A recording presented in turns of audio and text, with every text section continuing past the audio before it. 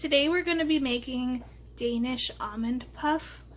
I first found this recipe in an old cookbook when I was a kid at a thrift store, and I was so intrigued by the recipe that I wrote it down and made it at home. So it's kind of combining techniques used for making pie crust with puff pastry, and I know that sounds really advanced, but it's a really easy recipe. For the ingredients, we're gonna need flour, softened butter, and water for the pastry part, for the crust. And then for the topping, the puff part, it's water, butter, almond extract, and flour, and egg. And then there's a glaze that uses powdered sugar, vanilla or almond extract, water or milk, and a little bit of butter. I'm probably just going to do a simpler glaze, which is just almond extract, almond milk, and powdered sugar for myself. Okay, so this recipe starts off with making the crust. For the crust, we're going to take 1 cup of flour, half a cup of softened butter or margarine, half a cup is 1 stick, and 2 tablespoons of water. That's what we need for the crust. We're gonna cut the softened butter into the flour using 2 knives, or if you have a pastry blender you can do that, but I don't have one, so I'm gonna use 2 knives. You just do like a crisscross kind of motion to cut the butter into the flour, and then you sprinkle it with a couple tablespoons of water, and then mix it gently, just toss it together until it comes together into like a little bit of a mass. And then we're going to gather the pastry into a ball, divide it by half, pat each half into a 12 by 3 inch rectangle that are like about 3 inches apart onto a baking sheet, and then we're going to make the topping. Okay, so I'm going to be making the crust now. Apparently my house is really cold because this butter is pretty firm even though it's been out at room temperature for overnight. But I'm just going to cut the butter into the flour until it looks like coarse crumbs. And you're just going to do that by doing a little like crisscross motion to cut the butter into the crust. So it should be a little easier to do than this if your butter is in a normal temperature room. So yeah, this is similar to what you would do with making a pie dough. So for pie doughs, you want to cut the butter into the flour, and you always want to use cold butter for that because you want it to be super flaky. So I'm just going to keep doing this until the mixture looks like coarse crumbs, and then sprinkle in a couple tablespoons of water, and then toss it together with a fork until it comes together. Okay, so what you're doing by cutting the butter into the flour is you're going to help make sure that the crust is nice and flaky. That's why it's important for pie dough to use cold butter. It helps make the crust turn out really good. If you use warm butter for pie crust, it's not going to be flaky at all. So basically you're coating the little bits of butter in flour so that there's like distinct layers in the dough once the dough is complete. But for this, you use softened butter. It's not as important. We're not making a pie crust necessarily. It's just a very similar technique. Okay, so here's what the crust looks like once the butter's all cut into the flour. Once again, this is using room temperature butter, whereas if you're making a pie dough, you want to use cold butter. For pie doughs, it's really important to use cold butter and cold water so that you keep the butter from melting and keep distinct layers in the pastry dough because you want it to be really flaky. In this instance, we're not trying to make something that's quite as flaky as a pie crust, so it doesn't matter if the water is room temperature, and you can use room temperature butter. Okay, so I'm going to just sprinkle the water in and then mix it together lightly with a fork until it comes together.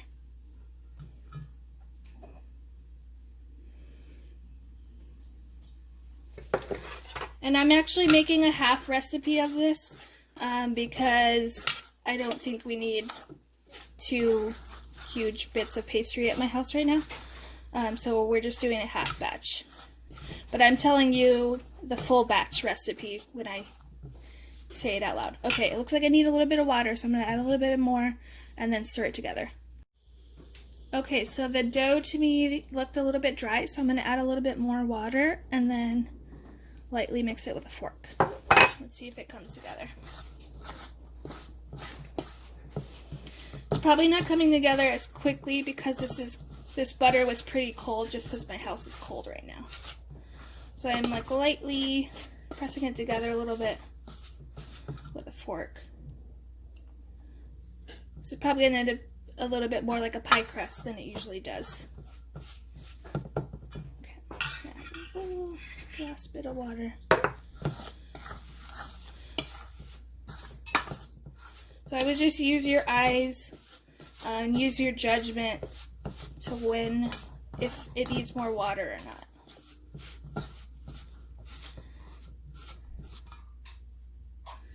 Okay, so I'm just going to press this together into, ooh, it's definitely too floury, so.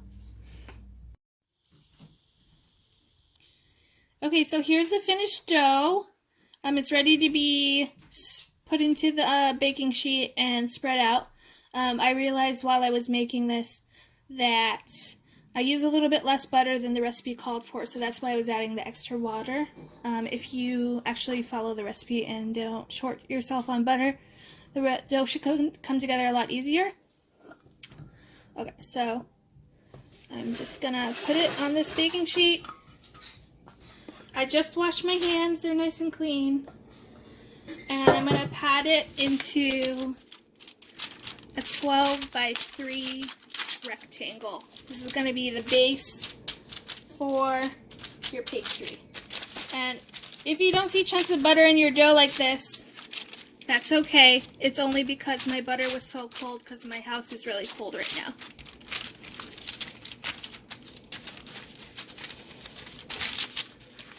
So this might be something that's fun to make with kids if they don't mind getting their hands a little dirty. It's a really yummy recipe. It's really impressive even though it's easy and there's not a lot of ingredients. I was looking at reviews of this recipe to see to find one similar to what I was making when I was a kid. And a lot of people make this for Christmas morning, so it's kind of like a special occasion little pastry. Okay, so this is as close to a 12 by 3 inch rectangle I'm going to get. I don't feel like messing with it any longer. So now we're going to move on to making the topping. It is a half a cup of butter, 1 cup of water, a teaspoon of almond extract, a cup of flour, and 3 eggs. So you're going to see me using a little bit less of the ingredients because I'm making half a recipe, but it's still the same procedure. Okay, so right now I'm working on making the topping that goes on top of the crust that we just made. This is basically going to be a puff pastry dough, but with almond extract added in. So for puff pastry, you bring butter and water to a boil, then turn the heat down, add the flour, stir it very well. Once it's cooled down slightly from being off the heat and being stirred, you add the eggs in and beat them well. And that's basically a cream puff dough. But in this case, we're going to be spreading it on top of that crust that we just made, and it's also going to have a little bit of almond extract in it. So when it bakes, it's going to bake up into these flaky layers. Jeez. On top of the crust. And then we're going to top it with an almond glaze and almonds on top. It's a nice little breakfast treat pastry. Okay, now that the butter and water have reached a boil, I'm gonna turn the heat off for a second, add the flour and the almond extract. It's gonna be a teaspoon of I'm doing half a teaspoon. Oh shoot. Okay, some almond extract, and you want to beat vigorously until it comes together into a ball. Oh no, I realize you can't see. The perils of being left-handed.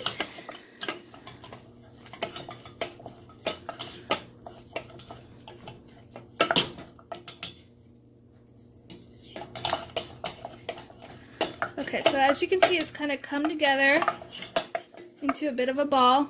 The flour is evenly coated by the butter and water mixture. And now, since the heat is off and it's cooled down a little bit, we can add the eggs in and beat well.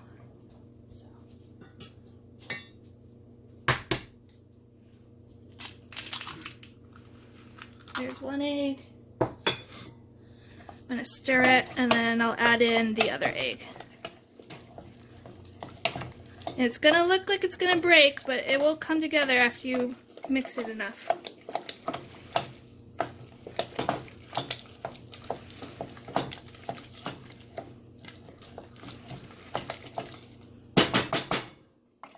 Okay, I need a spatula.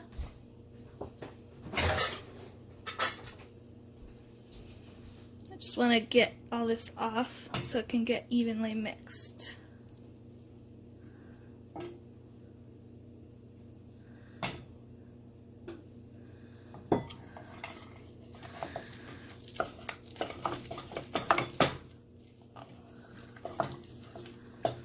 Okay, I'm going to add the rest of the egg.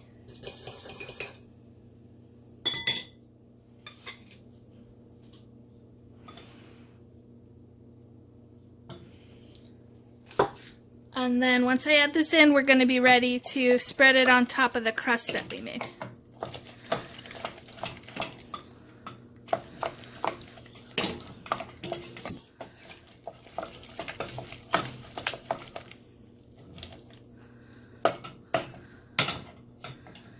If it fights you a little bit on incorporating, that's normal, just so you know.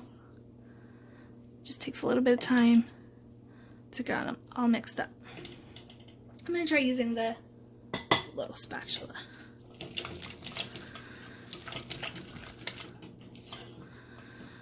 Okay.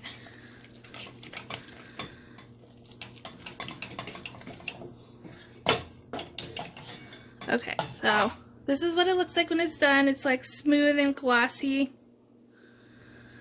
We're just going to spread it on top of the crust that we made and then throw this in the oven at 350 for 1 hour. Okay, so I'm going to spread the topping that we just made onto the crust.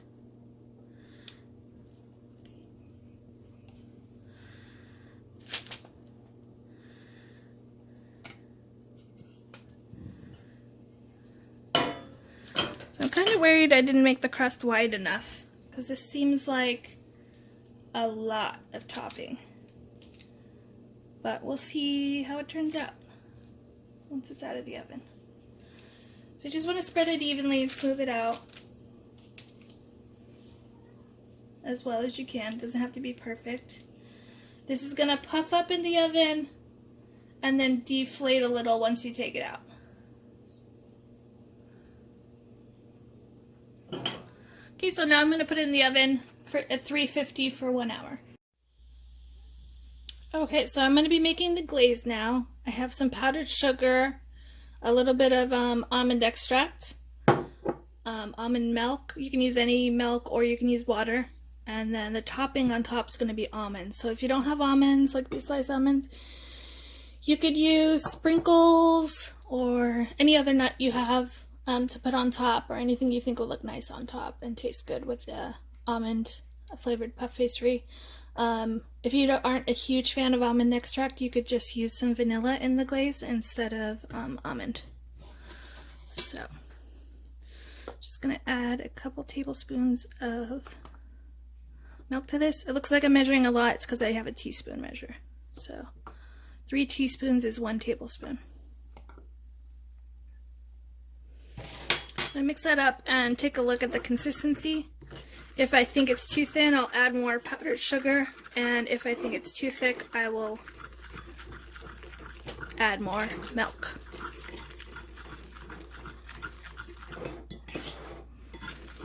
This actually looks too thin to me, so I'm going to be adding some more powdered sugar.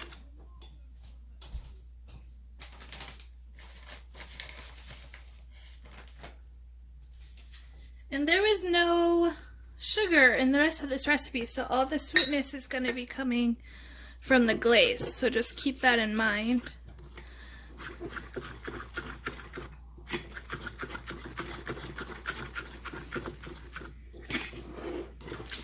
And I'm making the glaze as the pastry is in the oven, just as like a little way to be efficient with your time. I'm also going to wash all my dishes from making this while it's in the oven.